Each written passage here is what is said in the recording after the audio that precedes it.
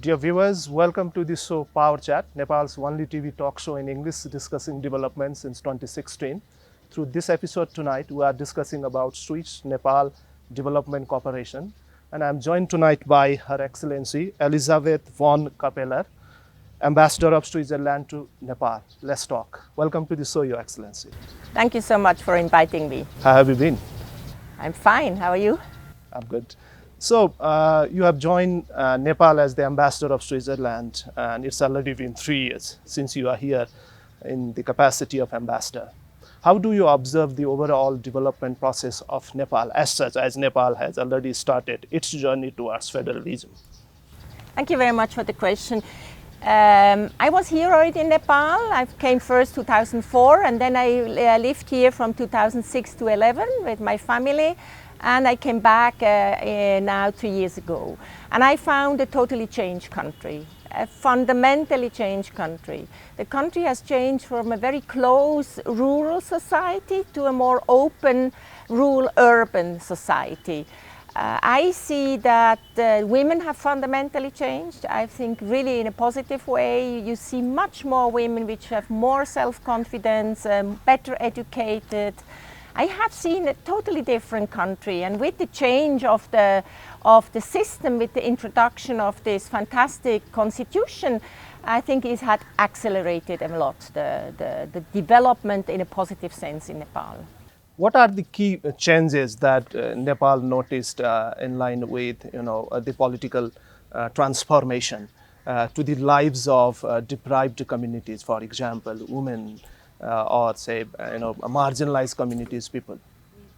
You see, Nepal was before a very unitary, very centralized state, where the planning has taken place here in Kathmandu, where the implementation was done by Kathmandu. So there could not be fully understanding what was the need of the people in the villages, in the cities outside of Kathmandu. And this federalism, has really fundamentally changed the system. We have seen now, especially also during the COVID, how they have delivered. And I really believe also, the fact that you have so many women now, political elected women, this has fundamentally changed the country. What are the key challenges that Nepal faces at the moment in relations to implementation of federalism, plus its journey towards development, and what are your suggestions overcoming those problems? You see, this country has 2015 decided a new constitution, a totally change in a system from a totally centralized system to a federalized system. And this, of course, takes time. And we always said the way will be bumpy. We have to count or say about 15 years until the system is probably really ingrained. Having said that, the biggest challenge I now see really is in the implementation of the federalization. It's really to respect that the federal government respects the mandate of the provincial and local level. And we see an encroachment of the right, from the federal government towards the provincial and local level. And I think that is a huge challenge, because we have seen how well they deliver. The second challenge, I would say, is the constant changing, reshuffling of the federal administration. I believe that if there is not federal administration who is attached to the provincial and local level, who will stay there for the next 10 years, this will be a huge challenge. And well, yeah, please. Before we start with Nepal-Switzerland relations, would you like to elaborate more on how the federal government is engaged in encroaching the provincial and local level governments? As I said, it's a huge change. It's also a change of mindset. It's change from a feudalistic system to a really democratic participatory system. And we cannot expect that everybody can change so fast. And then we also to have acknowledged that there is also some fear maybe of the federal government that development will not be well done by the provincial and local level. And we hear again and again they have not capacity, and we say this is not the case. They have the capacity, otherwise they would not be there where they are. Have not the expertise and they have not the experience. And I believe they only can have the expertise and experience if we let them do, but we support them to get the expertise and experience, but we don't restart to make the implementation from Kathmandu for them, but we really restart to let them do, and they will make mistake, but they have also done here mistake, you know, and there will always be corruption, but their corruption was also before here, so we really should not think anymore we know better what for them what they have to do and can do. But what they need is expertise, and that's why I say reshuffling should be really stopped, because expertise, you have a lot of very, very good civil servants who bring their expertise, but when they reshuffle all the time, they cannot build on. Well, are you trying to say that the actual decentralization through federalism has not started yet? It has started in many ways. It has already shown fruits. Let's look at, for example, at the pandemic and COVID. I tell you, without the federal system, without the huge engagement of the local level, of the mayor, of the deputy mayor, ward members, without the provincial government, this country would not have managed it as well. So we have already seen that service delivery became so much better on federal level and on provincial level. So it has started, but it has also fallbacks, and I think the fallbacks are somehow also normal because the system is always moving. Having said that, I think there should now really be the respect of the mandates of the provincial and local level. Well, that is really interesting. Could you tell us where does Nepal Switzerland relations stand in relations to development cooperation? I think we have an excellent relation. We really feel very close. We feel in many ways similar, landlocked, also surrounded by big players, also not speaking the language properly as our neighbors speak, like we Swiss always have a bit inferiority complex towards Germany, the Swiss speaking. So I think we have some similarities, and I think that was also and also of geography, diversity. So that was probably also the reason why Nepal was the first country Switzerland engaged in development cooperation after '56. So in the beginning it was more on cheese making, on agriculture, and we have evolved together with Nepal. Nowadays we don't implement ourselves anymore. It's mainly technical assistance, it's mainly know-how to the government of Nepal in many different areas where we think we have an expertise. Is there anything that Nepal has to learn from Switzerland in relations to uplifting the lives of individuals here in Nepal? What comes to my mind is a rule of law, a system rule of law where people get justice, where people don't feel let down by the justice. I think the rule of law is, and I don't say what the system is here, I say what makes Switzerland strong is a strong rule of law system.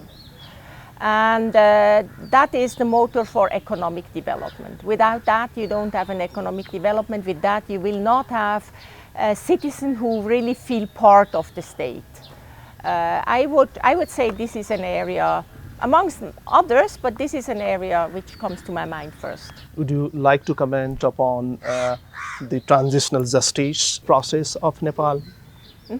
Thank you. A very difficult or hot topic, I would say. You see, Nepal went through a tremendous change in the last 15 years, from a conflicting time to a time where you have a constitution where economic growth is tremendously picking up, where the life of the people has totally changed. But there is still one last remaining topic to really fulfill the peace agreement, and that's the transitional justice. And transitional justice is so important because it goes to end impunity, to set rule of law. And I would like to bring also an economic perspective in it. As I said before, for a good economic development, you need rule of law. You need investors who can be sure that if there is a problem, that they get justice. So for me, it has not only an aspect, of course, of justice, which has to be still given to many people, but also an economic aspect. Well, how have you been engaged in your work? Because there is unprecedented impact of the current state of COVID-19 pandemic globally. Yeah. Any shift into Swiss government's development priorities here in Nepal? Yeah. When COVID-19 came, then we immediately started to purchase a lot of medical goods, test kits, PCR tests, also test machines. We supported hospitals in waste management, in water treatment. So we really started with immediate support where we thought it's important and needed. Then also what we did is we supported small and medium enterprises because they were under tremendous pressure to pay back the interest rates. So we supported them so they could have more time to pay back the interest rate. We also supported them with advisory service so they could get advice and support how to manage it, and with that they could save a lot of jobs, and that we are very proud of. But we have changed somehow all other projects. We had agriculture project where there was agriculture extension. So what we have done immediately, we changed to online extension service. So we really try to implement in all what we do and how we can respond. And we believe that COVID is not only a health crisis, but mainly also a socio-economic crisis. And you know, the country was also very much affected by the migrants who came back. So we also supported many migrants to come back, more than 2,000 migrants we brought back together with other organizations. So we also tried really to support the country to manage also these migrants coming back. Well, what are the key priorities of Swiss government here in Nepal as such in normal times, and how do you execute your programs sector-wise? As I said, we have evolved, our interventions and how we work and priority according to the priority of the government or the country. So, of course, the Agenda for Sustainable Development 2030 is our guiding document and the guiding document of the government of Nepal. So, and this guiding document says there should be no poverty and nobody should be left behind. So I think that's what is guiding us. And we have, together with the government of Nepal, defined 3 areas where we support. One is really the implementation of the federalization with expertise. Second of all is income. I think economic development, which is now enormously important. And here we focus really on small and medium enterprises and also on improving the economic environment for investment. And third of all is migration, safer migration, and we will come up with a program for reintegrating of migrants in Nepal. So these were the three broader areas. Where we believe we have expertise is in the whole Tibet sector, technical vocational education sector, where we are since 40 years with the first of all the technical school, but now also we support really a dual apprenticeship model, the close collaboration between the private sector and the students. We are also in rural road, as you know, in trail bridges, in motor road, in this kind of infrastructure, and these are some of our, and then as I said, economic development, these are somehow our main fields of interventions. Well, despite legal reforms here in Nepal engaging women and girls in the mainstreaming of overall development process, including that of the politics, women and girls in this country continue to suffer different kinds of violence. So what are your suggestions and how do you observe the state of violence taking place against women and girls? Thank you for this question. I think It is something which is not only in Nepal prevailing everywhere, but in Nepal, of course, it's still very strong. We have seen a change. I'm always want to also say positive things, because otherwise we have no hope anymore. And we have seen a huge change, and I believe through now these elected women on the local level, this has a huge impact. This has a huge impact. And we had recently this week a couple of women ward members here, and they all said, I mean, they engage now to the fight against gender-based violence in their constituency, and it has to start in the family, you know, and therefore we have a program which works to abolish gender-based violence, and it has to start in the family. It has to start with the small children. I think it needs to have a change, and that young boys understand that when the mother is beaten, that's not normal, you know. And that's one, and of course then it's also that the society itself doesn't see it normal anymore that the women are aggressed and violated. It will take time, but I believe that we have seen differences already, but it still needs a lot of engagement, yeah. Do you agree that there is no meaningful participation of women in overall nation building process? And what should be done to ensure that all genders equally participate in the development process? As I said, the quota was fantastic, and there is more women in the government here in Nepal than in Switzerland, So, and that is the start. This is the start.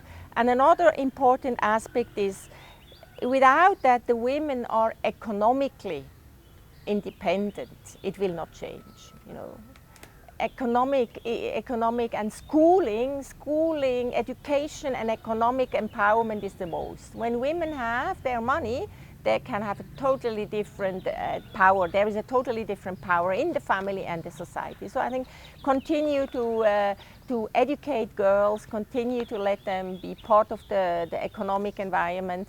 And also, I mean, there is a lot of good laws. I mean, Nepal has extremely good laws and plans, and let them be implemented. Well, often there is criticism, Your Excellency, in relation to implementation of development assistance here in Nepal. How do you ensure that your development assistance is used appropriately? Let me say, this is a Kathmandu-centric narrative. And this is a narrative people use who have not seen what happened in the country, And especially now with the federalization, everybody who says that has not been visiting the palikas and the provinces, because then they would change their view on it.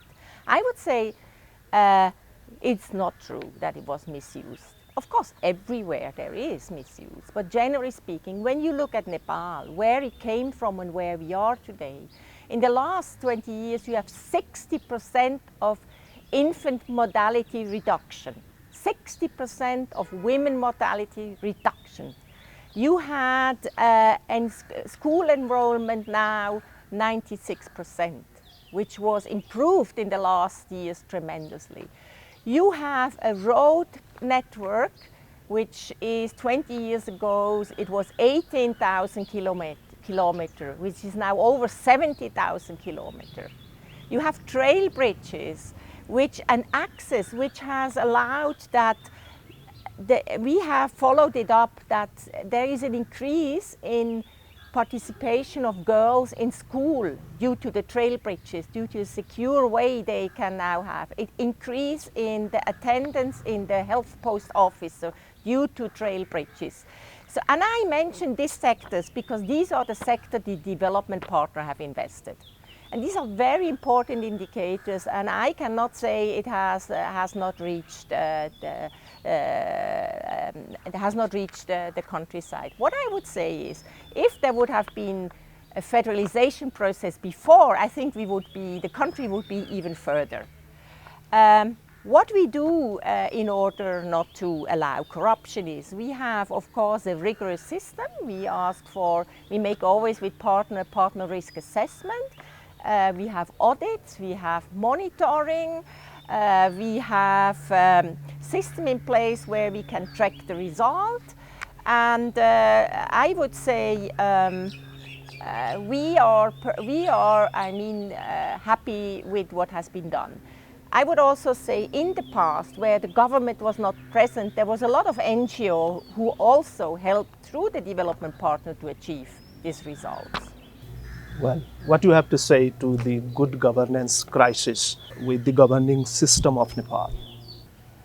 I think I have to repeat myself, give this constitution a chance, let it be implemented. There will be corruption. There will be, as it was. But then the people, they vote, Let now the people decide what they want. They can vote. And next year, if they see that the mayor was corrupt, then they can vote another mayor, So the people have to take the responsibility also for good governance. We cannot only let it and blame the government. Now you have a democracy system, and the system is that if somebody is not following rule of law, please vote another guy. Well, hopefully another woman. At the beginning, earlier you said that there is federal encroachment to other two tiers of government. What are your suggestions to the governments of Nepal in different tiers of governance for effective coordination and communication, so that people realize that there is actual sense of federalization? I think we should understand each tier, the federal, the provincial and local, have its mandate and have its tasks. And I believe the federal government's ministry have a huge task.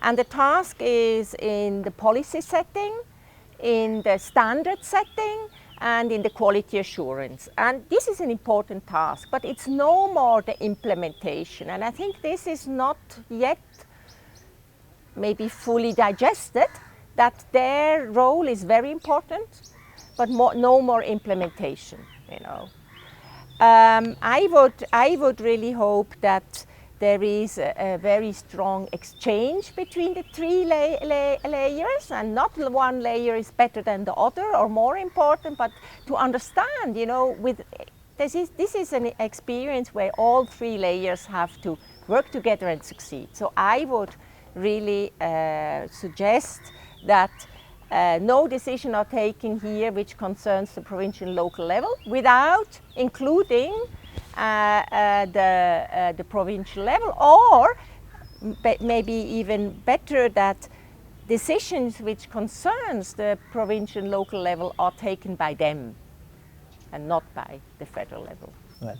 Any observation about the legal reforms taking place at the province level and at the federal levels? Do you think that the amendments to the existing laws in different sectors are in line with, Nepal's commitment to international community, including that of its own ratification to several human rights treaties? Let me first say, for me, one of the most important acts is the Civil Servant Act, which is not passed. I think this is a very important act, which will then also tell, how the human resources will be somehow allocated at which level. And again, I hope the Civil Servant Act will put an end to the continuous reshuffling of the government. Coming to the other obligation Nepal has signed, mainly in the human rights sector. I don't know if you are aware, recently there in January, I think it was, the UPR session, Universal Periodic Review,